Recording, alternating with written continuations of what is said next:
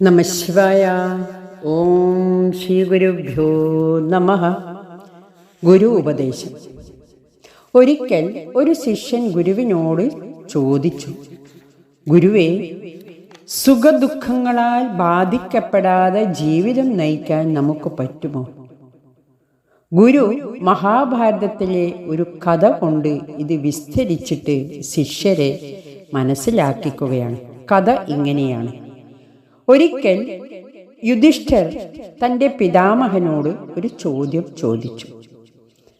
പിതാമഹ, മനുഷ്യർ എപ്പോഴും ദുഃഖത്തെയും മരണത്തെയും ഭയപ്പെടുന്നു.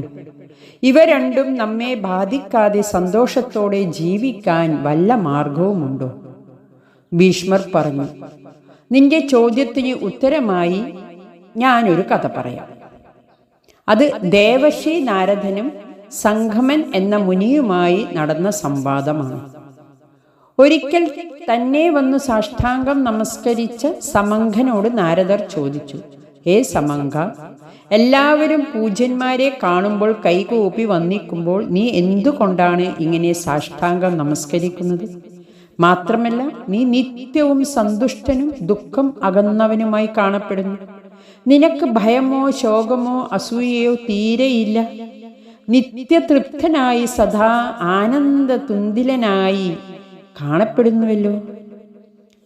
സമങ്കൻ പറഞ്ഞു, മഹർഷേ, ഈ പ്രപഞ്ചത്തിൻ്റെ സ്ഥിതിയും തത്വവും എനിക്കറിയാം.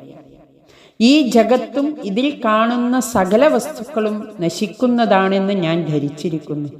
അതുകൊണ്ട് അനിത്യമായ ഈ പ്രപഞ്ച വസ്തുക്കളിൽ നിന്ന് ഒരിക്കലും ശാശ്വതമായ സുഖം ലഭിക്കുകയില്ല. സുഖദുഃഖങ്ങൾ കർമ്മഫലങ്ങളിൽ നിന്ന് ഉണ്ടാകുന്നവയും അസത്തുക്കളുമാകുന്നു. ധനികരും ദരിദ്രരും ഇവിടെ ജീവിക്കുന്നു. ഇവർക്ക് പുണ്യപാപങ്ങളുടെ ഫലമായി സുഖവും ദുഃഖവും മാറി മാറി സംഭവിക്കുന്നു. എപ്പോഴും സുഖിയായോ ദുഃഖിയായോ ആരും ഉണ്ടാവില്ല. ഈ തത്വം മനന നിധിധ്യാസങ്ങളിലൂടെ ഗ്രഹിച്ചാൽ അയാളെ സുഖദുഃഖങ്ങൾ ബാധിക്കുകയില്ല. ഇവിടെയെല്ലാം കാലത്താൽ നശിക്കുന്നവയാണ്. ഇതറിയാതെ ഇന്ദ്രിയങ്ങളുടെ സുഖത്തിന് പിന്നാലെ പോകുമ്പോഴാണ് ദുഃഖവും ഭയവും ഉണ്ടാവുന്നത്. ഇന്ദ്രിയങ്ങളെയും മനസ്സിനെയും ജയിച്ച് ബുദ്ധി ആത്മാവിൽ പ്രതിഷ്ഠിതമാവണം. അപ്പോൾ എദൃച്ഛാലാഭ സന്തുഷ്ടരാകും. പിന്നെ സുഖത്തിന് അവസരമുണ്ടാവില്ല. ഈ ലോകത്തിൽ ഞാൻ ഒരു സാക്ഷിയെപ്പോലെ വർത്തിക്കുന്നു. ശരീരത്തിനോടോ ഇന്ദ്രിയങ്ങളോടോ മനസ്സിനോടോ ബുദ്ധിയോടോ എനിക്ക് യാതൊരു ബന്ധവുമില്ല. അവയുടെ കർമ്മങ്ങളൊന്നും എന്നെ ബാധിക്കുന്നില്ല. ഒരു സാക്ഷി എന്ന വണ്ണം ഒന്നിലും ചേരാതെ എല്ലാം കണ്ടും കൊണ്ടും നിൽക്കുന്നു. കഠിനമായ തപസ്സും സേവനവും കൊണ്ടാണ് ഞാൻ ഈ അവസ്ഥ നേടിയെടുത്തത്. അതുകൊണ്ട് ഞാൻ നിത്യതൃപ്തനായും ആനന്ദവാനായും കഴിയുന്നു. സമങ്കന്റെ വാക്കുകൾ കേട്ട് നാരദർ അദ്ദേഹത്തെ അഭിനന്ദിച്ചു.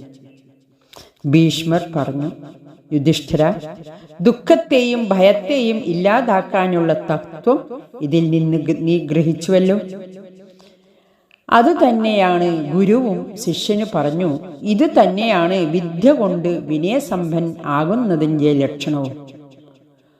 ഗുരു ഉപദേശിച്ചു തരുന്നതും ഈ തത്വം തന്നെയാണ്.